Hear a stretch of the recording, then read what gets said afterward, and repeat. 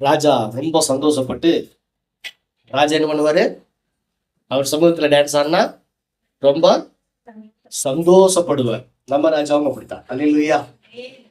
இயேசு மகாராஜா, அவருடைய சமூகத்துல நீங்க டான்ஸ் ஆடி இருக்கிறீங்க, அவருடைய இறுதி ரொம்ப சந்தோஷப்படுவார். ஏரோது என்ன செஞ்சாருன்னா, சந்தோஷப்பட்டாருனாவே ஏதாவது கொடுக்கணும்னு ஆசைப்படுவார். ஏதாவது அவர் ரொம்ப உணர்ச்சி வசப்பட்டு அந்த பிள்ளை கிட்ட என்ன வேணும், என் ராஜ்யத்துல பாதி கேட்டால் நான் உனக்கு தருவேன் அப்படின்னு சொல்றேன். அல்லேலூயா. ராஜ்யத்தினுடைய பாதி வேண்டாம், யோவான் சானுடைய அப்படின்னா என்ன அர்த்தம்? ஒரு தேசத்துக்கு சமமானது. தீர்க்கதரிசியுடைய தலை ஒரு தேசத்துக்கு ஈக்குவலானது. அல்லேலூயா. தேசத்தை விட விலையேறப்பட்டது. அது ஒரு பக்கம் இருக்கு. அல்லேலூயா. ஆமா, தேவ சமூகத்துல நீங்க டான்ஸ் ஆடினீங்கன்னா தீர்க்க தரிசனம் உங்களுக்கு கிடைக்கும். அந்த தீர்க்க தரிசன ஆவி உங்களுக்கு கிடைக்கும். தேவன் விலையேறப்பட்டதை கொடுப்பார். இன்னைக்கு என்ன தர்றாருன்னா, இந்த பிள்ளைகளுக்கு இயேசு கிறிஸ்துவே கொடுக்கிறார். தீர்க்கதரிசி அல்ல, இயேசு கிறிஸ்துவே கொடுக்கிறார். அல்லேலூயா. இயேசு கிறிஸ்துவே நீங்க வாங்கிட்டீங்க. தீர்க்கதரிசியுடைய தலை அல்ல, இயேசு கிறிஸ்துவே நீங்க வாங்கிட்டீங்க. உங்களுடைய வாழ்க்கையில எதிர்காலம் எல்லாம் நல்லா இருக்க போகுது. சின்ன பிள்ளைகள், உங்க ஃபியூச்சர் எல்லாம் கர்த்தர் அருமையா வச்சுக்க போறார். ஏன்னா அவருடைய சமூகத்துல நீங்க அவரை சந்தோஷப்படுத்தி இருக்கிறீங்க.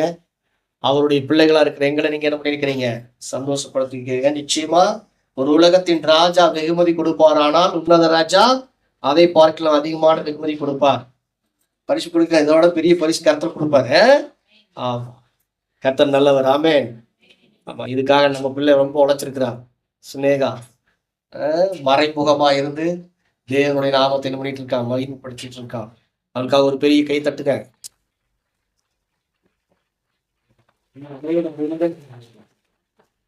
அடுத்த வருஷத்துல மிக பிரம்மாண்டமா அருமையா நம்ம என்ன செய்ய போறோம், பாஸ்டமா சொன்ன மாதிரி பெருசா கிரவுண்ட் ரெடி பண்ணி அருமையா செய்ய போறோம். அல்லேலூயா. உங்களுடைய எல்லாருடைய ஒத்துழைப்பும் அதுக்கு தேவைப்படுகிறது. கர்த்தர் நல்லவர். ஆமென். நல்லா இருக்கலாம். சந்தோஷமா களி கூர்ந்தீங்களா? பாட்டு டான்ஸ் எல்லாம் நாங்கள் யாரெல்லாம் ரொம்ப என்ஜாய் பண்ணது? யாருமே பண்ணலையா? ஆமென். அல்லேலூயா. நீங்க என்ஜாய் பண்ணீங்களா? இயேசு கிறிஸ்து அதை ரொம்ப என்ஜாய் பண்ணிருக்காரு. சரி, தேவனுடைய வார்த்தைக்கு நேரம் நம்ம பார்க்க போறோம். இயேசு கிறிஸ்து பிறந்த தின நல் வாழ்த்துக்களை நான் உங்களுக்கு என்ன பண்ண போறேன், மீண்டுமா தெரிவித்துக் கொள்ள போகிறேன். சபை சார்பாக, குடும்பத்தின் சார்பாக வந்திருக்கிற ஒவ்வொரு பிள்ளைகளுக்கும் கர்த்தராகிய இயேசு கிறிஸ்துவின் நாமத்தினாலே கிறிஸ்துமஸ் நல்வாழ்த்துக்களையும் அட்வான்ஸா புத்தாண்டு நல்வாழ்த்துக்களையும் நாங்கள் தெரிவித்துக் கொள்கிறோம். ஆமென். கர்த்தர் உங்களை ஆசீர்வதிப்பார். கர்த்தர் உங்களை சந்தோஷமா சமாதானமா வச்சுக்குவார். ஆமென். லூக்கா எழுதின சுவிசேஷம் 1ஆம் அதிகாரத்துல அந்த சம்பவத்தை முதல்ல நம்ம வாசிச்சுட்டு அதுக்கப்புறம் அப்படிங்கிற வார்த்தைக்கு நம்ம போறோம். லூக்கா எழுதின சுவிசேஷம் 1ஆம் அதிகாரம் 26வது வசனத்திலிருந்து 38வது வசனம் வரைக்கும் நீங்க வாசிக்கணும். 6ஆம் மாதத்திலே காபிரியேல் என்னும் தூதன் கல்லேயூரில் உள்ள நாசரேத் என்னும் ஊரில் தாவீதின் வம்சத்தான் ஆகிய யோசேப்பு என்கிற நாமமுள்ள புருஷனுக்கு நியமிக்கப்பட்டிருந்த ஒரு கன்னிகை இருக்கிறான் இடத்திற்கு தேவனாலே அனுப்பப்பட்டான். அந்த கன்னிகையின் பெயர் மரியாள். அவள் இந்த வீட்டில் தேவன் கண்டு அவன் வார்த்தையினால் கலங்கி இந்த வாழ்த்துதல் எப்படிப்பட்டதோ என்று சிந்தித்துக் கொண்டிருந்தாள். தேவதூதன் அவளை நோக்கி, மரியாளே, பயப்படாதே, தேவனிடத்தில் கிருபை பெற்றாய். இதோ நீ கர்ப்பவதியாகி ஒரு குமாரனை பெறுவாய். அவருக்கு இயேசு என்று பெயரிடுவாயாக. அவர் பெரியவராய் இருப்பார். உன்னுடைய குமாரன் எனப்படுவார். கர்த்தராகிய தேவன் அவருடைய பிதாவாகிய தாவீதின் சிங்காசனத்தை அவருக்கு கொடுப்பார். அவர் யாக்கோபின் குடும்பத்தாரை என்றென்றைக்கும் அரசாளுவார். அவருடைய ராஜ்யத்திற்கு முடிவராது என்றார். அதற்கு மரியாள் தேவதூதனை நோக்கி, இது எப்படி இருக்கும், புருஷனை அறியேனே என்றாள். தேவதூதன் அவளுக்கு பிரதியுத்தரமாக, பரிசுத்த ஆவி உன்மேல் வரும், உன்னதமானவருடைய பலம் உன்மேல் உலழும். ஆதலால் உன்னிடத்தில் பிறக்கும் பரிசுத்தம் உள்ளது தேவனுடைய குமாரன் எனப்படும். இதோ உனக்கு இனத்தாளாய் இருக்கிற எலிசபெத்தும் தன் முதிர் வயதிலேயே ஒரு புத்திரனை கற்பம் தரித்திருக்கிறாள். மலடி எனப்பட்ட அவளுக்கு இது 6ஆம் மாதம். தேவனாலே கூடாத காரியம் ஒன்றும் இல்லை என்றான். அதற்கு மரியாள், இதோ நான் ஆண்டவருக்கு அடிமை, உம்முடைய வார்த்தையின்படி எனக்கு ஆகக் கடவுது என்றாள். அப்பொழுது தேவதூதன் அவளிடத்திலிருந்து போய்விட்டான். பகுதியெல்லாம் உங்களுக்கு புரிஞ்சுதா? இதெல்லாம் வருஷம் வாசிக்கிற ஒரு பகுதி. அதுல ஒரு வார்த்தை மட்டும் நான் சொல்றேன், அதுக்கப்புறம் தேவனுடைய வார்த்தைக்குள்ள போறோம். மரியாள் சொல்றாங்க பாருங்க, தேவதூதரை நோக்கி, இது எப்படியா? இது எப்படி? சரித்திரத்துல இந்த 4000 வருஷமா இப்படி ஒரு சம்பவம் நடக்காதே. ஒரு கன்னிகை எப்படி கர்ப்பவதி ஆகிறது? அது முடியாத காரியம் அப்படின்னு சொல்ல, முடியாத காரியம்னு சொல்லல. ஓகே, எல்லாம் ரைட்டு. இது எப்படி ஆகும்? இது எப்படி ஆகும்? அதுக்கு தேவதூதன் சொல்றா, ஆவியினாலே ஆகும். சொல்லுங்க, ஆவியினாலே ஆகும். அசாதாரணமான காரியங்கள். ஒரு கன்னிகை கர்ப்பவதி ஆகுங்கிறது அது ஒரு சாத்தியமில்லாத ஒரு காரியம், உலகத்தின்படி ஒரு சாத்தியமில்லாத ஒரு காரியம். ஆனா ஆவியினாலே எல்லாமா. கிறிஸ்தவர்கள் தெரிஞ்சுக்க வேண்டிய மிக முக்கியமான ஒண்ணு என்னன்னா, உலகம் பார்க்கிற பிரகாரமா பார்க்கக்கூடாது, தேவன் பார்க்கிற பிரகாரம் பார்க்கணும். மரியாளுக்கு டவுட், சந்தேகம் அல்ல. இது எப்படி? பலத்தினாலும் அல்ல, பராக்கிரமத்தினாலும் அல்ல, தேவனுடைய ஆவியினால் எல்லாமாகும். தேவனால் கூடாத காரியம் ஒன்றுமே இல்லை. இதே செய்திய இதே தேவதூதன் சகரியா கிட்ட போய் சொல்றாரு. சகரியா என்ன சொல்றாரு? உனக்கு ஒரு பையன் தேவதூதன் சொல்ற, உனக்கு ஒரு பையன் பிறப்பா, அவனுக்கு யோவான்னு பேர் வையே. ஏன்னா இவர் ரொம்ப நாளா ஜெபம் பண்ணிட்டே இருந்தார், ரொம்ப வயசாயிடுச்சு. இவர் கேட்கிறார், இது எப்படி ஆகும்? இவர் கேட்டது ரொம்ப தப்பு. ஏன்னா இவருக்கு ரெஃபரன்ஸ் இருக்கு. யாரு ரெஃபரன்ஸ்? ஆபிரகாம். அல்லேலூயா. 100 வயசுல ஆபிரகாமை நான் என்ன பண்ணேன்? ஆமா, சாரால் என்ன பண்ணேன்? நான் கடாட்சி தருளினேன், அவளுக்கு நான் பிள்ளைய கொடுத்தேன். இவனுக்கு ரெஃபரன்ஸ் இருக்குது. அப்படி நிறைய பேர் பிள்ளைகளை பெத்தெடுத்திருக்காங்க வயசான காலத்துல. அதனால அவங்களுக்குன்னு ஒரு ரெஃபரன்ஸ் இருக்குது. ஆனா மரியாளுக்கு இல்லை. மரியாளுக்கு ஒரு ரெஃபரன்ஸ் கிடையாது.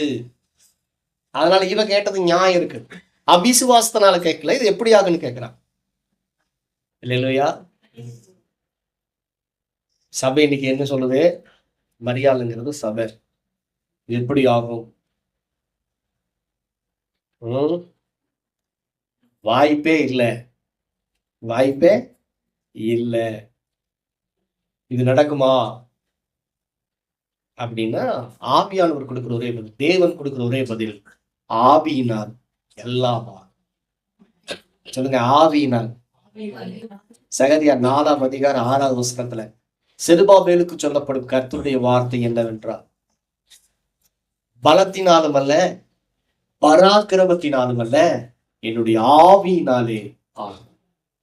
அவன் என்ன நினைச்சிட்டு இருக்கிறான்? நாங்க சிறையிருப்பில் இருக்கோம். எருசலேம் இடிந்து மண்மேடா கிடக்கு, பாழாய் கிடக்கிறது. அங்க போய் தேவனுடைய ஆலயத்தை கட்டி எழுப்பணும். இது எப்படி ஆகும்? இது சாத்தியமா அப்படின்னு கேட்டா ஆண்டவர் சொல்றாரு, உன்னுடைய பலத்தினாலோ பராக்கிரமத்தினாலோ இது நடக்க போறது கிடையாது, என்னுடைய ஆவியினாலே இது நடக்கும் சொல்ற. பக்கத்துல கை சொல்லுங்க, ஆவியினால் பிறப்பது ஆவியா இருக்கும், மாம்சத்தின்படி பிறப்பது மாம்சமாயிரும். மாம்சத்துல பிறந்திருந்தா இது எப்படியோ என்னமோ அப்படின்னு இந்த மாம்ச பிறப்பு எப்பவுமே சந்தேகப்பட்டுட்டே இருக்கு. ஆனால் ஆவியின் பிறப்பு அப்படி அல்ல. ஆவியின் பிறப்பு எப்படி தெரியுமா? ஆவிக்குரிய கண்ணில் பார்க்க, மாம்ச கண்ணில் பார்க்க. அதனால ஆவியினால் ஆகும். நீங்கள் மாம்சத்துக்குரியவர்கள் அல்ல, நீங்கள் ஆவிக்குரியவர்கள். அதனாலதான் யோவான் 1ஆம் அதிகாரத்துல சொல்லப்பட்டிருக்குது, நீங்கள் மாம்சத்தினாலோ இரத்தத்தினாலோ புருஷனுடைய சித்தத்தினாலோ நீங்க பிறக்கல, நீங்கள் தேவனாலே பிறந்திருக்கிறீர்கள். யோவான் 4:24 சமரிய ஸ்திரியை பார்த்து சொல்றாரு, தேவன் எப்படி இருக்காரா? ஆவியா இருக்கிறார். தேவன் எப்படி இருக்காரு? ஆவியா இருக்கிறார். நீங்க அவருக்கு பிறந்திருக்கிறீங்க. அதனால உங்களால எல்லாமே ஆகும். பக்கத்துல கைப்பிடி சொல்லுங்க. தேவனால் எல்லாம் ஆகும், விசுவாசிக்கிறவனுக்கு எல்லாம் ஆகும். தேவனால் பிறந்தது எல்லாம் உலகத்தை ஜெயிக்கும். நீங்க தேவனால் பிறந்திருக்கிறீங்க, உங்களால எல்லாம் ஆகும். இல்லையா? அப்புறம் நீங்க இப்படி எல்லாம் பேசக்கூடாது. சகரியா மாதிரி என்ன பண்ணக்கூடாது? பேசக்கூடாது. தேவனால் எல்லாம் ஆகும். தேவன் பார்க்கிற மாதிரி பிறக்கணும். ஏன்னா தேவனால் நீங்க பிறந்திருக்கிறீங்க. இயேசு எப்படி பிறந்தாரோ, சொல்லுங்க, இயேசு எப்படி பிறந்தாரோ அதே மாதிரிதான் நீங்கள் மறுபடியும் பிறந்திருக்கிறீர்கள். அல்லேலூயா. என்னமா சொல்றீங்க? பேதுரு அப்படிதான் சொல்றார். அழிவுள்ள வித்தினால் அல்ல, என்றென்றைக்கும் நிலை நிற்கிறதும் ஜீவனுள்ளதுமான தேவ வசனமாகிய அழிவில்லாத வித்தினாலே மறுபடியும் ஜெனிப்பிக்கப்பட்டிருக்கிறீர்கள். அப்போ நீங்க இயேசுவை போலவே பிறந்திருக்கிறீங்க மறுபடியும். ஆவியானவர் எப்படி இயேசு இந்த பூமி கொண்டு வந்தாரோ அதே மாதிரி உங்களை என்ன பண்ணிருக்கிறாரு? உங்க உள்ளான மனுஷனை, ஆவிய மறுபடியும் கொண்டு வந்திருக்கிறாரு. அப்போ உங்களுடைய போக்கஸ் எல்லாம் எப்படி இருக்கணும்னா, ஆவியில பார்க்கணும், ஆவியில பேசணும். அல்லேலூயா. இப்படி சொல்றேன், இயேசுவை போல பார்க்கணும், இயேசுவை போல பேசணும். பேசுவீங்களா? அப்படி பேசுனீங்கன்னா சாத்தியம். அப்படி ஆகும். நான் நல்லா இருப்பேன், நான் பெரிய ஆள் ஆவேன் அப்படின்னு நீங்க பேசுனீங்கன்னா கண்டிப்பா ஆவீங்க. ஏன்? நீங்க தேவனால் பிறந்திருக்கிறீங்க, தேவனை போல பாக்குறீங்க, தேவனை போல பேசுறீங்க. பண்ணுவீங்களா? அல்லேலூயா. பாப்பீங்களா? ஓகே. தேவனுடைய வார்த்தைக்கு நேரம் போலாமா? லூக்கா எழுதின சுவிசேஷம் 1ஆம் அதிகாரத்துல 78-79 வசனங்களை வாசி. 78-79. அந்தகாரத்திலும் மரண இருளிலும் உட்கார்ந்து இருக்கிறவர்களுக்கு வெளிச்சம் தரவும், நம்முடைய கால்களை சமாதானத்தின் வழியிலே நடத்தவும், அவ்விரக்கத்தினாலே உன்னதத்திலிருந்து தோன்றிய அருணோதயம் நம்மை சந்தித்திருக்கிறது என்றான். அல்லேலூயா. உன்னதத்திலிருந்து தோன்றிய அருணோதயம். அல்லேலூயா. சொல்லுங்க, சொல்லுங்க. என்ன உதயம்? அருணோதயம். ஆங்கிலத்தில் என்ன சொல்லப்பட்டிருக்குது? dazzling light. dazzling light. சொல்லுங்க, இங்கிலீஷ் சொல்லுங்க. dazzling light. சகரியா சொல்றாரு, நம்ம ஒன்று சந்திச்சிருக்குதா, நாம ஒன்ன மீட் பண்ணோமா? அவர் நம்மளை மீட் பண்ணாரா? எப்படி மீட் பண்ணாரா? அருணோதயம் போல நம்மளை வந்து மீட் பண்ணாரா? முதல் சந்திப்பு. இயேசு கிறிஸ்து உங்களை முதல்ல சந்திக்கும் போது எப்படி சந்திச்சாருன்னா, ஒரு டேஸ்லிங் லைட் போல. டேஸ்லிங் லைட் அப்படின்னா கவர்ந்து இழுக்கிற வெளிச்சமாமா. சொல்லுங்க, உங்களை கவர்ந்து இழுக்கக்கூடிய ஒரு வெளிச்சம் தான் இயேசு கிறிஸ்து. உங்களை அவர் அப்படியே கவர்ந்து இழுத்துட்டாரா? சுதமூர்த்தி சொன்ன மாதிரி, என்னை இழுத்து கொள்ளும், அப்பொழுது நமக்கு பின்னே ஓடி வந்துருவேன் சொல்றான் இல்லையா? அது மாதிரி அவர்கிட்ட ஒரு பவர் இருக்குது. அது வந்து என்ன பண்ணுதா? அப்படியே கவர்ந்து இழுக்குதான். இத்தனை நாளா நாங்க என்ன நினைச்சிட்டு இருந்தோம்னா, விக்கிரகம் தான் என்ன பண்ணிட்டு இருக்குது. ஆமா, 10 வருஷத்துக்கு ஒரு டைமு கும்பாபிஷேகம் செஞ்சு ஒரு தகடை ரெடி பண்ணி சிலக்கடியில வச்சு அந்த அது என்ன பண்ணுமா, அப்படியே ஜனங்களை கவர்ந்து. அது டெம்பரவரி. நான் சொல்றேன், இயேசு கிறிஸ்து நிரந்தரமான கவர்ச்சி நாயகன். அல்லேலூயா. அவர் நம்மளை கவர்ந்து இழுத்திருக்கிறார். எந்த அளவுக்கு தெரியுமா? அவருக்கே உசுரைய கொடுக்குற அளவுக்கு. அவருக்காக உசுரையே கொடுக்கிற அளவுக்கு அவர் நம்மளை கவர்ந்து இழுத்திருக்கிறார். ஒவ்வொருத்தரும் ஒவ்வொரு வெளிச்சம். வேதத்துல ஒவ்வொருத்தரும் ஒவ்வொரு வெளிச்சமா. யோவான் ஸ்நானகரை குறித்து இயேசு சொல்றாரு பாருங்க. யோவான் 5:35 வாசிங்க. யோவான் 5:35. யோவான் ஸ்நானகன் எரிந்து பிரகாசிக்கிற விளக்காய் இருந்தால் நீங்களும் சில காலம் அவன் வெளிச்சத்திலே களி கூர்ந்தீர்கள்.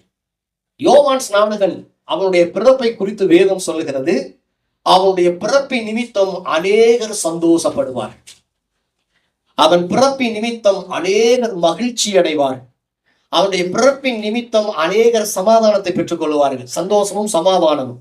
ஆனா இயேசு சொல்றாரு, அவனுடைய பிறப்பு, அவனுடைய வருகை சில காலம் உங்களை என்ன பண்ணுச்சு?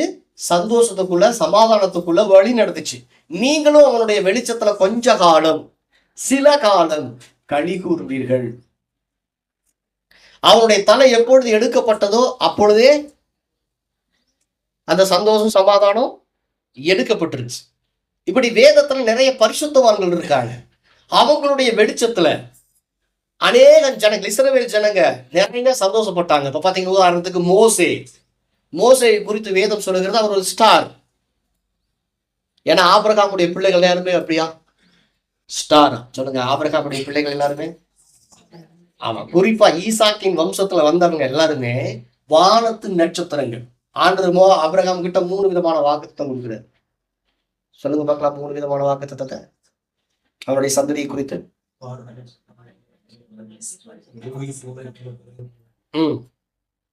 கடற்கரை மணலை போல பெருகப்படும். கடற்கரை மணல், பூமியின் தூள், வானத்து நட்சத்திரம். ஆபிரகாமுக்கு 3 விதமான சந்ததி உருவாச்சு. ஒண்ணு பூமியின் தூளை மாதிரி, இன்னொன்னு கடற்கரை மணலை மாதிரி, ஆனா இன்னொன்று இருக்குது, அது வானத்து நட்சத்திரத்து போல. அல்லேலூயா. அந்த வானத்து நட்சத்திரத்து போல வந்தவங்க தான் யூதர்கள். ஈசாயின் வம்சத்துல ஈசாக்கு தான் வாக்கு தத்தத்தின் பிள்ளை. அவனுடைய வம்ச வழியில் வந்தவங்க எல்லாம் வானத்து நட்சத்திரம். சொல்லுங்க. அப்புறம் அதுக்கப்புறம் வர்றது எல்லாமே பூமியின் தூள், கடற்கரை மணல். இதெல்லாமே எங்க இருக்குது? இதெல்லாமே எங்கேயுமா இருக்குது? கீழே இருக்குது. சொல்லுங்க, இருக்குது. ஆமா, பூமியின் தூள் எங்க இருக்குது? வானத்திலையா? கடற்கரை மணல் எங்க இருக்குது? கீழே தான் இருக்குது. ஆனா நட்சத்திரங்கள் மாத்திரம் தான் இருக்குது.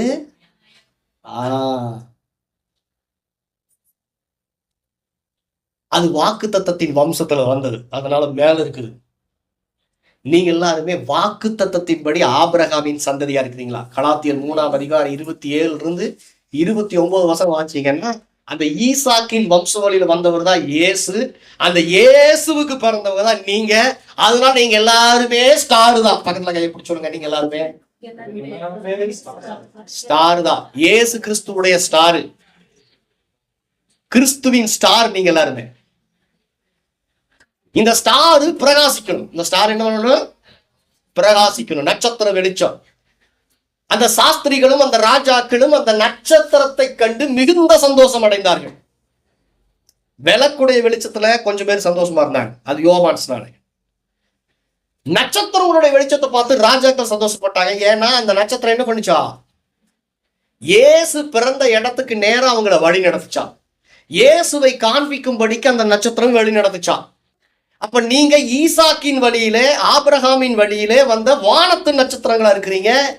சுடர்களோ போல நீங்க பிரகாசிக்கணும். அப்படின்னா சூப்பர் ஸ்டார் ஆகணும்னா நீங்க இயேசுவுக்கு நேரா உங்களுடைய வெளிச்சத்தை என்ன பண்ணணும்? மற்றவங்களுக்கு காட்டணும்.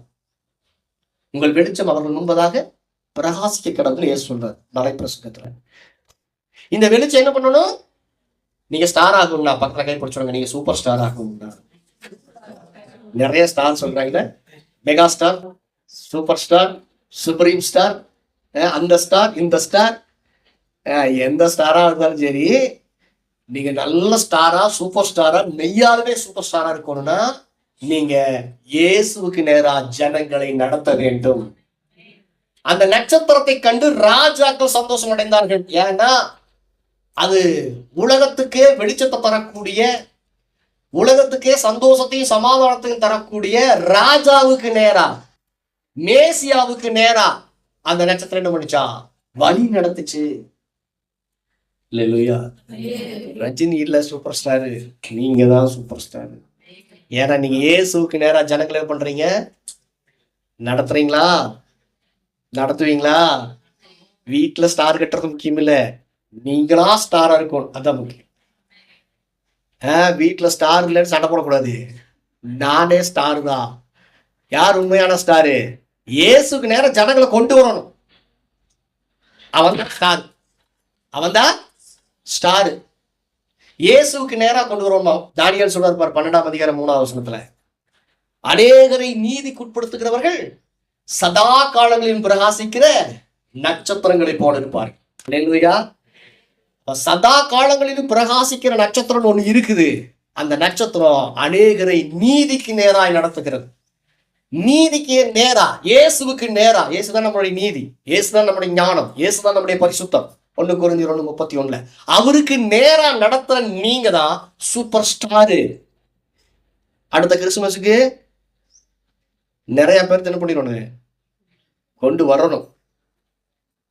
கொண்டு வந்த அந்த ஸ்டார் எப்படிப்பட்ட ஸ்டார் தெரியுமா? இவங்களுக்கு வழிகாட்டின ஸ்டார் எப்படிப்பட்ட ஸ்டார் தெரியுமா? ராஜாக்களை, சாஸ்திரிகளை, ஆராய்ச்சியாளர்கள், விஞ்ஞானிகளை கொண்டு வந்துச்சு. எதை கொண்டு வரும்? யாரை கொண்டு வரணும்? விஞ்ஞானிகளை, ராஜாக்களை, பெரிய பெரிய ஆளுகள் அந்த ஸ்டார் குறி வச்சது பாத்துக்க. எதுக்கு குறி வச்சது? இயேசுக்கு நேரம் அதை இழுத்து கொண்டு வந்துச்சு. அவங்க சும்மா வரல. அவங்க இப்படி இருக்கும், ஒரு ஸ்டார்னா எப்படி இருக்கும்னு சொல்றாங்க கேளுங்க. அவங்க வெள்ளியையும் பொன்னையும் தூப வர்க்கத்தையும் கொண்டு இயேசுநாதனுடைய பாதத்துல வச்சாங்க. மாட்டு தொழுவோன் தெரிந்தெடுத்தார். ரொம்ப தரித்திரனா பிறந்தார் இயேசு. அப்படியா? ஆமாவா? பிறந்தது என்ன அப்படித்தான். அவர் பிறந்த உடனே அந்த வீட்டுக்கு ஐஸ்வர்யம் வந்துருச்சு. மரியாளுக்கு கோல்டா வந்து விழுந்துச்சு காலில். அல்லேலூயா. வெள்ளியா வந்து விழுந்துச்சு. அல்லேலூயா. உங்கள் தேவன் தரித்திரத்தின் தேவன் அல்ல. அவர் என்னைக்கு பிறந்தார, பிறந்த உடனே கோல்டெல்லாம் வந்து விழுந்துச்சு. ராஜாக்கள் கொண்டு வந்து கொட்டினாங்க. ஆமே பாத்திருக்கு. அல்லேலூயா. வார்த்தைகள் எல்லாம் மாத்தி பிறக்கிற வரைக்கும், அவர் பிறக்கிறதுக்கு முன்னாடி என்னமோ தரித்திரவான், அவர் பிறந்த உடனே நான் ஐஸ்வர்யவான். அல்லேலூயா. தரித்திரத்துல விட்டாரா? அந்த கோல்டும் அந்த வெள்ளியும் அவர் உசுரோடு இருக்கிற வரைக்கும் அவங்கள வாழ வச்சுதான், யோசேப்பையும் மரியாதையும். ஆமென். அல்லேலூயா. பிறந்த உடனே வரணுங்க, கோல்டு வந்துடும். அப்ப இன்னைக்கு ஒரு ஸ்டார் அப்படின்னா பெரிய பெரிய மீன்கள் என்ன பண்ணணும்? இயேசுக்கு நேரா வழி நடத்தணும். அப்படி ஒரு எண்ணம் உங்களுக்கு வரணும். அப்பதான் நீங்க பிரகாசிக்க முடியும். என்ன வருதா? வருதா இல்லையா? கொஞ்ச நேரத்துல சாப்பாடு வருதா இல்லையா? முதல்ல பக்கத்துல கைப்பிடிச்சு, முதல்ல நீங்க செய்யறீங்களே இல்லையோ நினைங்க. எது வாழ்ந்தா நாம வாழ முடியும் தெரியுமா? எது வாழ்ந்தா நாம வாழ முடியும் தெரியுமா? யோவான் சொல்றார் பாரு, அப்போஸ்தலன் யோவான் அப்போஸ்தலன், பிரியமானவனே, உன் ஆத்துமா வாழ்ந்துருச்சுன்னா, உன் சிந்தை வாழ்ந்துருச்சுன்னா, உன் நினைவு வாழ்ந்துருச்சுன்னா, நீ எல்லாத்துலயும் வாழ்ந்து சுகமாயிருவேங்கிறார். நீதிமொழிகள் 23:7 அவன் இருதயத்தின் நினைவு எப்படியோ அப்படியே அவனும் இருக்கிறான். அப்ப என்ன நினைக்கணும்?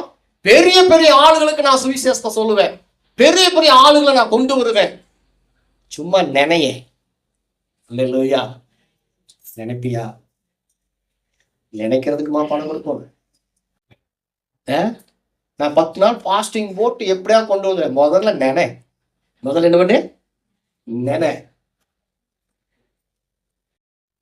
நல்லவைகள் எவைகளோ, உண்மையுள்ளவைகள் எவைகளோ, கற்புள்ளவைகள் எவைகளோ, உயர்வானவைகள் எவைகளோ, அவைகளையே சிந்தித்துக் கொண்டிருங்கள். அல்லேலூயா. பிலிப்பியருக்கு எழுதும் ஒரு பவுல் சொல்றேன். அப்போ நம்ம சிந்தை எப்படி இருக்கணும்? இனிமேல் வந்தோம், போனோம், சாப்பிட்டோம், வேலைக்கு போகணும், நாளைக்கு வேற அவங்க வர சொல்லி இருக்கிறேன், இதை நினைக்காதீங்க. அல்லேலூயா. இயேசு சீக்கிரம் வரப்போறாரு. அதுக்குள்ள சீக்கிரம் என்ன பண்ணணும்? கொஞ்சம் பேர்த்தையாவது அவருக்குள்ள நடத்திடணும். பெரிய பெரிய ஆளுகளை நாங்கள் குறி வைக்கணும். என் குறி அடிச்சா கோலியாத்து தான். சும்மா சிங்கத்தையும் போ கரடியும் வேட்டையாடுறது இல்லை, அடுத்தது கோலியாத்து வேட்டையாடணும். இப்படி போயிட்டு இருக்கணும் முன்னேற்றம். தாவீது மாதிரி. தாவீது வர வர அப்படி விருத்தி அடையணும். முதல்ல நினைக்கணும். முதல்ல என்ன? பெரிய பெரிய ஆளுங்களுக்கு சுவிசேஷத்தை கொண்டு போவேன். இயேசுக்கு நேரா கொண்டு வருவோம். அல்லேலூயா. நீங்க நினைச்சீங்கன்னா இடம் ரெடி ஆயிடும். நீங்க நினைச்சீங்கன்னா மிகப்பெரிய இடம் ரெடி ஆயிடும். அப்போ உங்களுடைய நினைவுகள்லாம் குறுகலா இருக்குது. அதனால இன்னும் ஆக மாட்டேங்குது, விரிவடைய மாட்டேங்குது. அல்லேலூயா. பெரிய ஆளுங்களை இங்க கொண்டு வருவேன் அப்படின்னு நீங்க நினைச்சீங்கன்னா இடம் இங்க ரெடி ஆயிடும். அல்லேலூயா. அவங்க வந்து உட்கார்றதுக்கு இங்க இடம் ரெடி ஆயிருக்கு.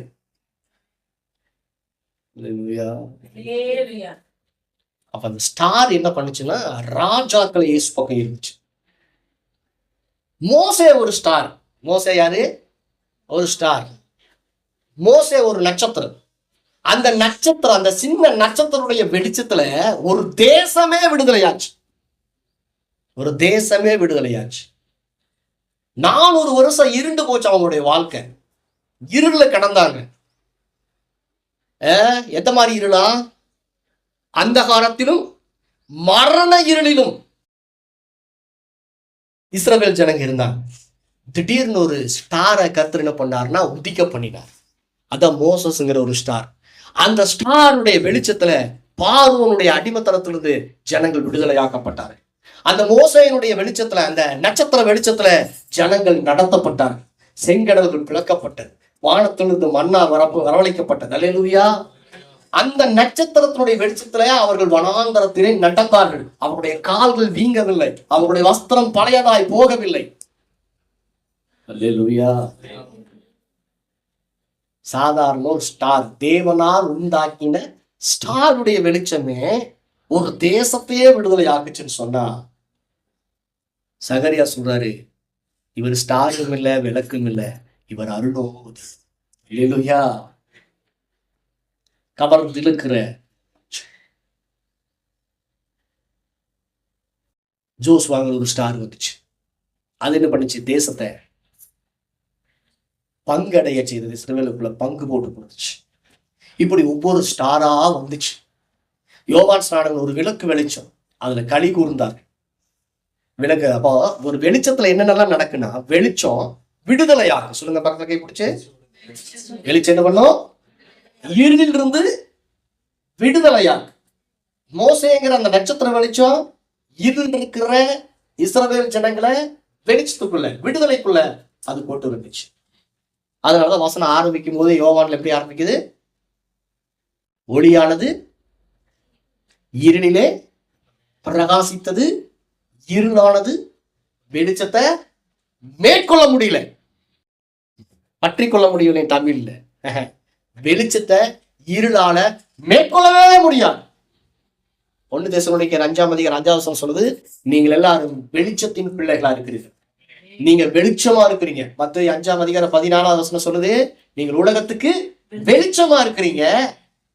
மலை மேல் இருக்கிற பட்டணம் மறைஞ்சிருக்காது. அப்ப வெளிச்சமா நீங்க இருக்கிறதுனால உங்களை எந்த இருளும் மேற்கொள்ள முடியாது. பாவங்கிற இருள் மேற்கொள்ள முடியாது. சாபங்கிற இருள் உங்களை மேற்கொள்ள முடியாது. நீங்க உள்ள போனீங்கன்னா அது ஓடி போயிடும். இருட்டுக்குள்ள வெளிச்சத்தை போட்டா, லைட்டை போட்டா இருள் நின்றுட்டே இருக்குமா? வெளிச்சம் வந்த உடனே இருள் ஓடிடும். அல்லேலூயா. நீங்க வெளிச்சமா இருக்கிறீங்க. என்னைக்கு நீதியின் சூரியனா இருக்கிற இயேசுவை உங்களுக்குள்ள ஏற்றுக்கொண்டீங்களோ, அவருடைய முகத்தின் ஒளி எப்போ உங்க மேல பிரசன்னமாச்சோ, அப்பவே நீங்கள் தேசத்துக்கு வெளிச்சமாய் மாறிவிட்டீர்கள். இதை சிந்திங்க. அல்லேலூயா. இந்த வெளிச்சம் என்ன பண்ணுச்சா? பிரகாசிச்சுதான். வெளிச்சம் என்ன பண்ணுச்சா? பிரகாசித்தது. அப்ப இருளானது வெளிச்சத்தை மேற்கொள்ள முடியாது. இருளுங்கிறது என்னன்னா அடிமைத்தனம், இருளுங்கிறது பாவம், இருளுங்கிறது சாபம், இருளுங்கிறது தரித்திரம். இது எல்லாமே ஒரே செகண்ட்ல மாறுது. வெளிச்சம் வந்த உடனே இதெல்லாம் ஓடுது. இதெல்லாம் என்ன பண்ணுது? ஆமென் சொல்லுங்க. வெளிச்சம் வந்துருச்சுன்னா இருள் ஓடிடு. சொல்லுங்க, வெளிச்சம் வந்துருச்சுன்னா இருள் ஓடிடு. இப்ப உங்க மேல ஒரு வெளிச்சம் இருக்குது, உங்க மேல ஒரு வெளிச்சம் இருக்குது. இருள் உங்களை மேற்கொள்ள முடியாது. பக்கத்தை கை பிடிச்சு சொல்லுங்க, இருளாகிய பிசாசு, பாவம், சாபம், தரித்திரம் இதை மேற்கொள்ளவே முடியாது. வசனம் தமிழ்ல இப்படி சொல்லிக்குதா, வெளிச்சம் வந்து என்ன பண்ணுச்சா, இருளை விழுங்கி போட்டுருச்சா.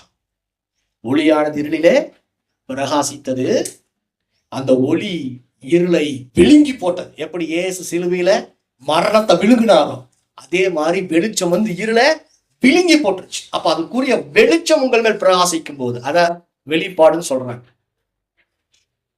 உடனே இருள் என்ன ஆயிரு? ஓடிடு. அல்லேலூயா சொல்லுங்க. அப்ப மரண இருளில் உட்கார்ந்து இருக்கிறவர்களுக்கு வெளிச்சம் தரவும், நம்முடைய கால்களை சமாதானத்தின் வழியிலே நடத்தவும், அவ்விரக்கத்தினாலே உன்னதத்திலிருந்து தோன்றிய அருணோதயம், உன்னதத்திலிருந்து தோன்றிய அருணோதயம் நம்மை சந்தித்திருக்கிறது. மீட் பண்ணிட்டீங்களா? கவர்ந்திருக்கிற இயேசுவின் வெளிச்சம், கவர்ந்திருக்கிற அவருடைய நேசம் உங்களை சந்தித்திருக்கிறது உண்மையானால் மரணம் உங்களை தொட முடியாது, இருள் உங்களை தொட முடியாது, பிசாசு உங்களை தொட முடியாது. ஏன்னா அவர் உங்களை சந்திச்சிட்டார், மீட் பண்ணிட்டார். அந்த லைட் உங்களை சந்திச்சிருச்சு, அந்த முகத்தின் ஒளி உங்களை மேல பற்றுச்சு. அல்லேலூயா. தேவதூதனுக்கு ஒரு வெளிச்சம் இருக்குது, ஒரு குறிப்பிட்ட அளவுதான். மோசையினுடைய வெளிச்சம் ஒரு குறிப்பிட்ட அளவுதான். யோவாசானுடைய வெளிச்சம் ஒரு குறிப்பிட்ட அளவுதான். அல்லேலூயா. ஆனால் இயேசு கிறிஸ்துவின் வெளிச்சத்தை குறித்து ஆதியாகமம் 1ஆம் அதிகாரம் சொல்லுது. வாசிங்க, 1ஆம் அதிகாரத்துல முதல்ல கர்த்தர் என்ன பண்ணாரா? வெளிச்சம் உண்டாக கடவுது அப்படிங்கிறது தப்பான வார்த்தை, தப்பா டிரான்ஸ்லேட். வெளிச்சம் இருக்க கடவுது. ஆங்கிலத்தை சொல்ல let there be light. வெளிச்சம் இருக்க கடவுது, உண்டாக கடவுதல்ல. வெளிச்சம் என்னது? இந்த அருணோதயங்கிறது வார்த்தைக்கு நான் சொல்றேன். வெளிச்சம் பிதா என்ன பண்ணாரா? முதல்ல வெளிச்சம் இருக்கட்டுன்னு சொன்னாரா? ஆல்ரெடி வெளிச்சம் இருக்குது, இப்போ வெளிச்சம் இருக்கட்டும் அப்படின்னு சொன்னார். அந்த வெளிச்சம் தான் என்ன பண்ணுச்சா? வார்த்தையா வெளிப்பட்டு எல்லாத்தையும் கொண்டு வந்துச்சான். அந்த வெளிச்சம், அந்த ஒளி யாருன்னா இயேசு கிறிஸ்து. அல்லேலூயா. அவர் உண்டாக்கல, வெளிச்சம் ஆல்ரெடி அவர்கிட்ட இருக்குது. அதுக்கப்புறம் தான் சூரியன் சந்திரன் எல்லாம் வந்துச்சு. அந்த வெளிச்சம் தான் என்ன பண்ணுச்சு? ஒழுங்கின்மையை மாற்றினது. அந்த வெளிச்சம் தான் வெறுமையை மாற்றினது. அந்த வெளிச்சம் தான் இருளை போக்கினது. 3 விதமான காரியம் நடந்துச்சு இல்லையா? அப்ப நம்ம வாழ்க்கையில ஒழுங்கீனம், வெறுமை, குறைவு, இதெல்லாம் தரித்திரம், இருள், இதெல்லாம் பாவம், இதெல்லாம் ஏன் இருக்குது அப்படின்னா இந்த வெளிச்சம் நம்ம மேல உதித்ததை நாம் சிந்திக்கவில்லை, அதை மேல நம்ம மேல போக்கஸ் பண்ணவே இல்லை. அதனாலதான் என்ன ஆயிட்டு இருக்கிறது? இருந்துட்டே இருக்கு. இல்லையா? அந்த அருணோதயம் நம்மை சந்தித்திருக்கிறது. எல்லாராமே சொல்லுங்க, ஒழுங்கின்மை ஒழுங்காய் மாறும். உங்கள் குறைகள் எல்லாம் கிறிஸ்து இயேசுவுக்குள் மகிமையிலே நிறைவாக்கப்படும். இருள ஒளி மீட் பண்ணிருச்சு, இருள் ஓடித்தான். சகரியா சொல்றா பாரு தீர்க்க தரிசனமா, அந்த அருணோதயம் நம்மை சந்தித்திருக்கிறது. இயேசு பிறந்த உடனே இதுதான் நடந்துச்சு. எருசலேம்ல இல்ல, உங்களுக்குள்ள. என்னைக்கு இயேசு உங்களுக்குள்ள பிறந்தாரோ அன்னைக்கே உங்களுடைய பாவம், சாபம், தரித்திரம் எல்லாம் ஓடிச்சு, எல்லாம் இருளும் ஓடி போச்சு.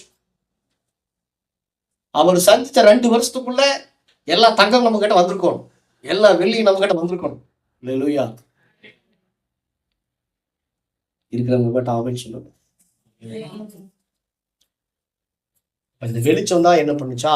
யோபுடைய வாழ்க்கையை மாத்துச்சா. யோபு 29ஆம் அதிகாரத்துல அவர் தீபம், அவர் தந்த தீபம் என் தலையின் மேல் இருக்கிறது, அவர் அருளின வெளிச்சத்தினால் இருளை கடந்து போனேன். அல்லேலூயா.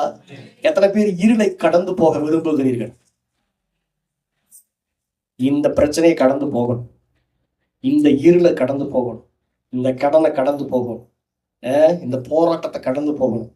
இந்த வேதனையை நான் கடந்து போகணும், இந்த நோயை நான் கடந்து போகணும் அப்படின்னா உங்களுக்கு தேவை டாக்டரோ பணமோ பொருளோ அது கிடையாது. உங்களுக்கு தேவை வெளிச்சம். இல்லையா? அந்த வெளிச்சம் தேவனுடைய வார்த்தை. அது உங்களை சந்திக்கும் போது அந்த இருள் ஓடி போயிடும். எத்தனை பேர் ஆமேன்னு சொல்றீங்க? இப்ப சந்திக்குது. அவர் பிறந்தாரா? அவர் என்னைக்கு எனக்குள்ள பிறந்தாலும் அன்னைக்கு இருள் விலகினது. அது எப்பேற்பட்ட இருளா இருந்தாலும் சரி, நீங்க நினைக்கிற எப்பேற்பட்ட இருளா இருந்தாலும் சரி, அது விலகி ஓடி போச்சு. இத சொல்லுவீங்களா? இப்ப வெளிச்சம் என்ன பண்ணுச்சு? ஒழுங்கின்மையை பார்த்து பேசுச்சு. இயேசுதான் வெளிச்சம். யோவான் 1:9 உலகத்திலே எந்த மனுஷனையும் பிரகாசிப்பிக்கிற ஒளியே அந்த மெய்யான ஒளி. அந்த மெய்யான ஒளி பிதா பக்கத்துல நின்னு பேச ஆரம்பிச்சது பாரு. வெளிச்சம் பேச ஆரம்பிச்சது. சொல்லுங்க, வெளிச்சம் பேச ஆரம்பிச்சது. ஒழுங்கின்மை எல்லாம் ஆகாய விரிவு உண்டாகுது. பூமி ஒரு பக்கம் ஒழுங்காகுது, தண்ணி எல்லாம் ஒரு பக்கம் போய் சேருது. எல்லா பிரச்சனையும் அங்க என்ன ஆகுது? மாறுது. அப்ப இந்த வெளிச்சத்தை நீங்க பேசணும். சொல்லுங்க, எதை பேசணும்? எதை பேசணும்? ஆமா, வெளிச்சத்தை பேசணும். அருணோதயம் என்னை சந்தித்திருக்கிறது. இருளில் இருக்க வேண்டிய அவசியம் இல்லை, தரித்திருக்க வேண்டிய அவசியம் இல்லை, பாவத்தில் இருக்க வேண்டிய அவசியம் இல்லை, கடலில் இருக்க வேண்டிய அவசியம் இல்லை. ஏனென்றால் அருணோதயம் என்னை சந்தித்திருக்கிறது. ஒளியானது இருளிலே பிரகாசித்தது, இருளானது அதை மேற்கொள்ள முடியவில்லை.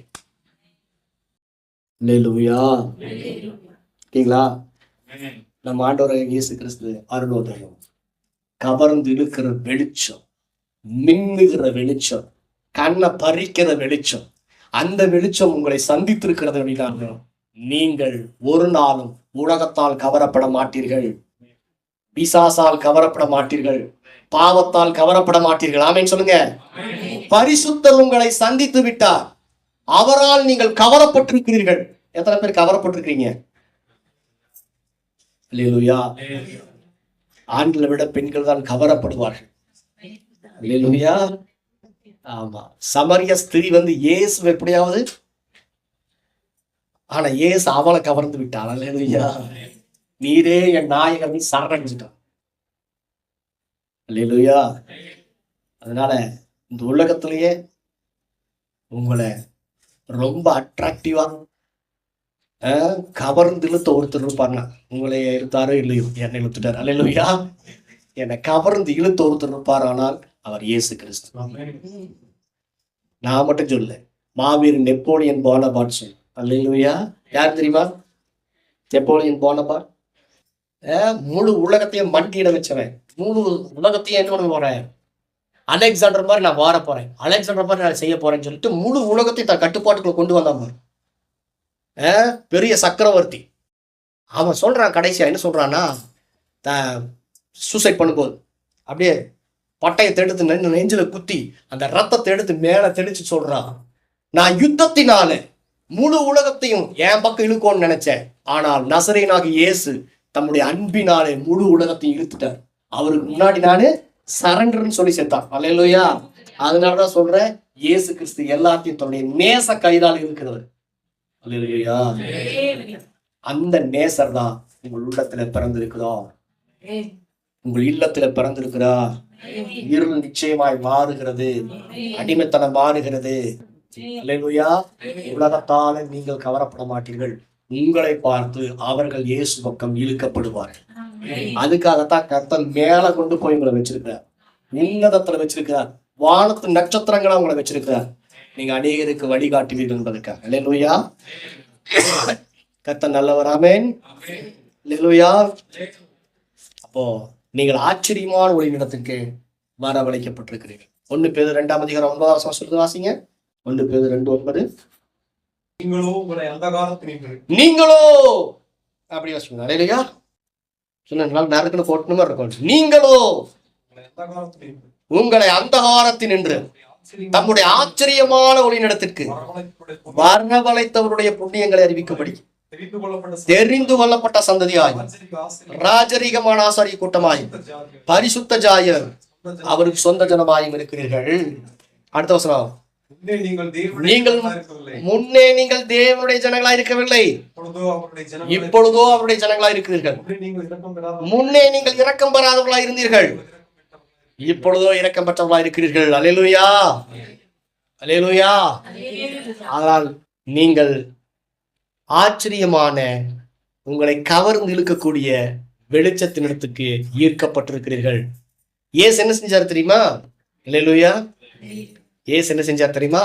அவருடைய முகத்தின் ஒளியை உங்க மேல பிரசன்னமாக்கி உங்களை கட்டி அணைச்சிட்டார். இப்ப நீங்களும் இயேசுவும் ஒன்னாயிட்டீங்க. அல்லேலூயா. எப்படி கணவன் மனைவி ஒன்னாயிட்டாங்களோ அதே மாதிரி நீங்களும் இயேசுவும் ஒன்னாயிட்டீங்க. அல்லேலூயா. இப்ப உங்களை பாக்குறவங்க உங்க மூலமா இயேசுவை பாக்குறாங்க. இப்ப சொல்லுங்க, அவர் ஒளியா இருக்கிறார், நான் வெளிச்சமா இருக்கிறேன். அதனால இயேசு சொன்னாரு, நான் ஒளி, நீ வெளிச்சம்ட்ட. இல்லையா? இந்த வெளிச்சம் எங்கெல்லாம் பிரகாசிக்குதோ அங்கெல்லாம் இருள் ஓடி போயிரு, தரித்திரம் ஓடி போயிரு, பிசாசு ஓடி போயிரு. கர்த்தர் உங்களை வெளிச்சமா மாத்தி இருக்கிறார். இப்படி சொல்லுங்க, நீங்க வெளிச்சம். நீங்க போற இடமெல்லாம் வெளிச்சம் உதிக்கும். பாப்பா சொன்னால முதல் வந்த உடனே கர்த்தருடைய ஆவி உங்க மேல உதிப்பார். அவருடைய வெளிச்சம் உண்மையில் உதித்தது, அவருடைய வெளிச்சம் மேல உதிச்சிருச்சு. ஆமென் சொல்லுங்க. இப்ப இயேசு என்ன செஞ்சாரோ அதெல்லாம் நீங்க செய்வீங்க. இயேசு நடந்தார், இயேசு குருடர் தொட்டார், இயேசு சுவிசேஷத்தை பிரசங்கித்தார், இயேசு வியாதிகளை சொஸ்தமாக்கினார். இப்போ வாழ்றது நீங்க இல்ல, இயேசுதான் உங்களுக்குள்ள வாழ்றார். அல்லேலூயா. ஒரு சரீரம் எனக்கு வேணும் அப்படின்னு வந்தார் இல்லையா 2000 வருஷத்துக்கு முன்னாடி, அதே மாதிரி இப்போ எனக்கு ஒரு சரீரம் வேணும் அப்படின்னு சொல்லி உங்களை பிடிச்சிருக்கிறார். சொல்லுங்க, காத்து கருப்பு பிடிக்கல, இயேசு உங்களை பிடிச்சிருக்கிறார். அல்லையா? சொல்லுங்க, இயேசு உங்களை பிடிச்சிருக்கிறார். எதுக்கு? உங்களுக்குள் இருந்து வாழ்றதுக்கு, உங்களுக்குள் இருந்து ஆள்றதுக்கு, உங்களுக்குள்ள இருந்து ஜனங்களை சுகமாக்குறதுக்கு, உங்களுக்குள்ள இருந்து ஜனங்களை ரட்சிக்கிறதுக்கு உங்களுக்குள்ள அவர் பிறந்துட்டார். அவரை வளர விடுவீங்களா? அல்லேலூயா. கிறிஸ்து உங்களிடத்தில் உருவாகும் அளவுன்னு சொல்றாரு. இன்னும் உருவாகவே இல்லையா கலாத்திய சபையில? நான் சொல்றேன், உங்களுக்குள்ள வளரணும்னு இயேசு. அல்லேலூயா. அப்ப நீங்க என்ன செய்யணும்னா இயேசுவை பிரசங்கிக்க ஆரம்பித்து விட வேண்டும். அவரை சொல்ல ஆரம்பிச்சிடணும். நீங்க வாயை திறந்தீங்கன்னா வெளிச்சம் வந்துடும். சொல்லுங்க, பக்கத்துல கை பிடிச்சு.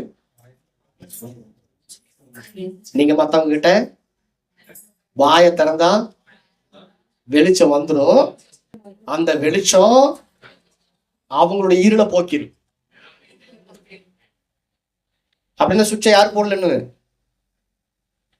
நீங்க தான் சுவிட்சை போடல, பக்கத்து வீட்டுல போய் சுவிட்சை போடுங்க. அல்லேலூயா. இருளுக்குள்ள உட்காந்துட்டு இருக்காங்க. 3 நாளா உட்காந்து இருந்தாங்களா? ஒருத்தர் முகம் ஒருத்தருக்கு தெரியலையா? உட்கார்ந்த இடத்த விட்டு எந்திரிக்க முடியலையா? எங்க? எகிப்துல 9வது வாக ஒருத்தர் தடவி தெரியத்தக்கதான இருள் இருந்துச்சா? உட்கார்ந்துதான் எந்திரிக்கவே முடியாது 3 நாளைக்கு. அப்படின்னா எப்பேற்பட்ட அந்தகார இருள் இருந்திருக்கு பாருங்க. திக் டார்க்னஸ் சொல்லுவாங்க. திக் டார்க்னஸ், அந்தகார இருள். பழைய ஏற்பாட்டுல ஏசாயா சொல்றாரு 9:2 இருள் இருக்கிற ஜனங்கள், இருளில் நடக்கிற ஜனங்கள் அப்படின்னு எழுதுவார். வாசிங்க ஏசாயா 9:2. இருளில் நடக்கிற ஜனங்கள். சொல்லுங்க, இருளில்.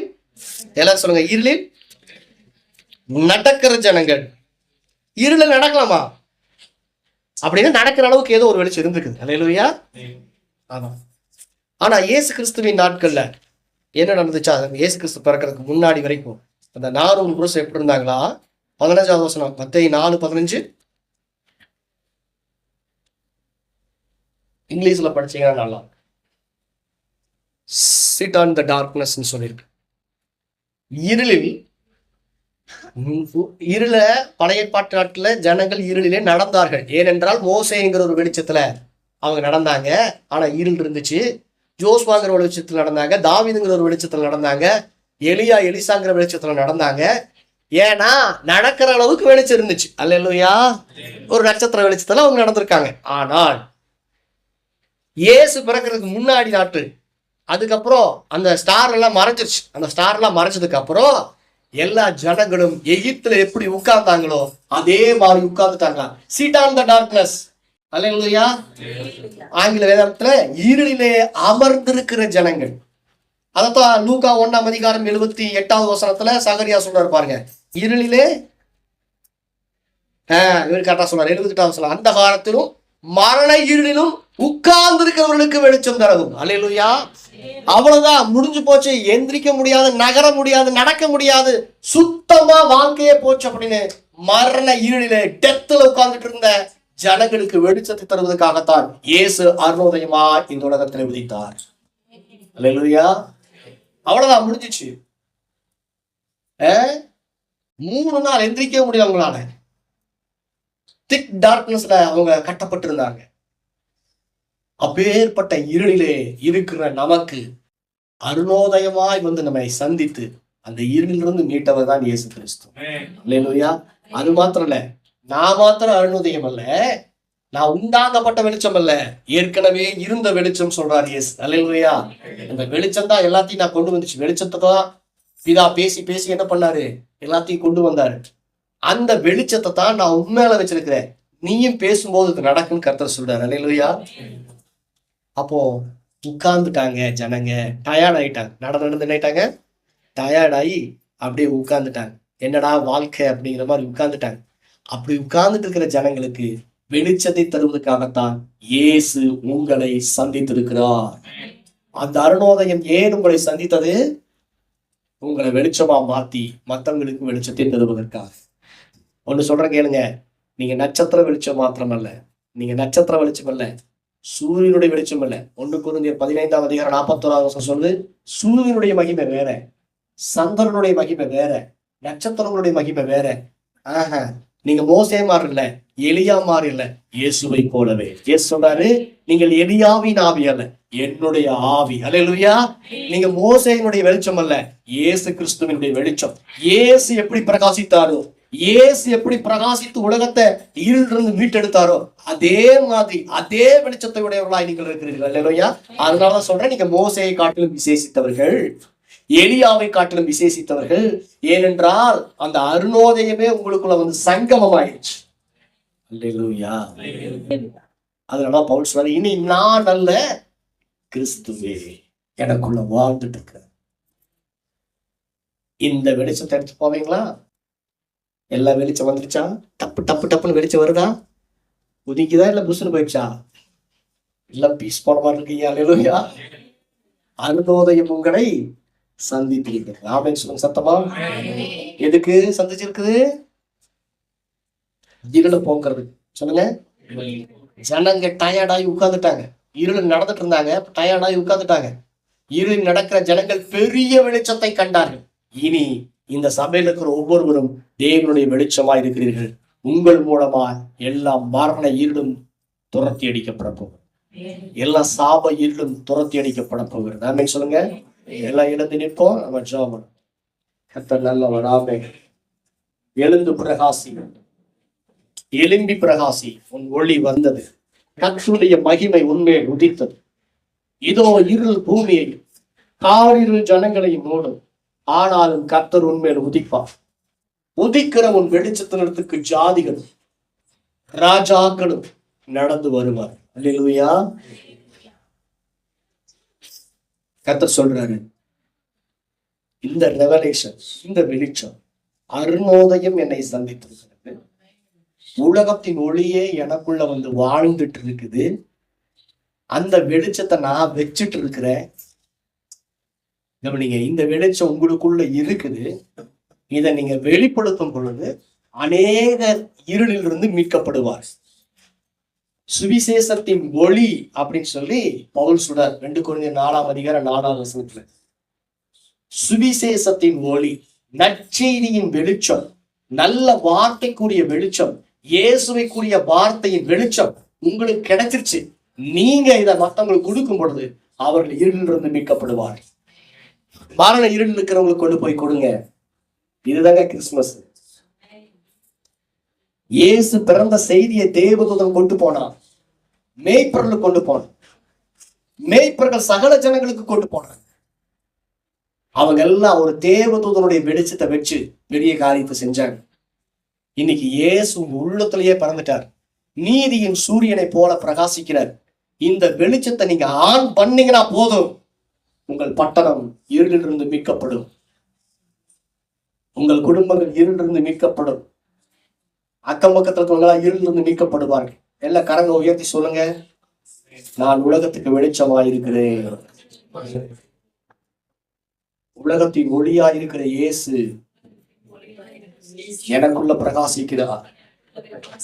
அவரை நான் வாழ விடுகிறேன், அவரை நான் ஆள விடுகிறேன். அந்த உலகத்தின் இருளை போக்கக்கூடிய அந்தகாரில் இருக்கிற ஜனங்களை விடுவிக்க நீதியின் சூரியனை போல் இருக்கிற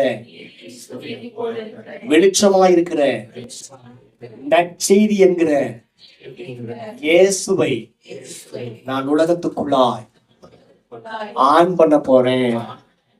அநேகரின் மூலமாய் இருளில் நடக்கிற ஜனங்கள், இருளில் உட்கார்ந்து இருக்கிற ஜனங்கள் என் மூலமாய் பெரிய வெளிச்சத்தை காண்பார்கள். பெரிய வெளிச்சத்தை காண்பார்கள். அந்த பெரிய வெளிச்சம், அந்த அருணோதயம் எனக்குள் இருந்து ஜனங்களை சந்திக்க போகிறது. ஆமென். கர்த்தருடைய ஆவியானவர் என் மேல் இருக்கிறார். சுவிசேஷத்தை பிரசங்கிக்கும்படி என் மேல் இருக்கிறார். இருளிருக்கிற ஜனங்களை மீட்கும்படி என் மேல் இருக்கிறார். கட்டுண்டவர்களை விடுதலையாக்கும்படி என் மேல் இருக்கிறார். என் வெளிச்சம் பிரகாசிக்க கிடக்கிறது. என் வெளிச்சம் பிரகாசிக்க கிடவது இயேசுவின் நாமத்தினாலே. மலை மேலுள்ள பட்டணம் மறைந்திருக்க மாட்டாது. எனக்குள் இருக்கிற இயேசுவை, அந்த பெரிய வெளிச்சத்தை இனி நான் மறைக்க மாட்டேன், அநேகருக்கு காட்டுவேன். இந்த வெளிச்சம் அநேகரை சந்திக்க போகிறது. கர்த்தருடைய ஆவியானவர் உங்களுக்கு சொல்றாரு, நீங்க வெளிச்சமா இருக்கிறீங்க. நீங்க சந்திரனுடைய வெளிச்சம் இல்ல, சூரியனுடைய வெளிச்சம் இல்ல, அதை எல்லாத்தையும் உண்டாக்கினவருடைய வெளிச்சத்துல நீங்க இருக்கிறீங்க. அந்த வெளிச்சம் நிச்சயமாய் பிரகாசிக்கும். அடுத்த கிறிஸ்துமஸ், அடுத்த நியூ இயர் எல்லாம் பிரகாசமான வெளிச்சத்துல அநேகரை வழி நடத்தி கொண்டு வந்து அநேகருக்கு நீங்க ரட்சகர்களாக மாறுவீர்கள். எத்தனை பேர் ஆமேன் சொல்றீங்க? ஆமேன். கர்த்தர் அப்படியே செய்வாராக. இயேசுவின் மூலமாய் செபிக்கிற நல்ல பிதாவே. நாங்கள் வசனம் அப்படியே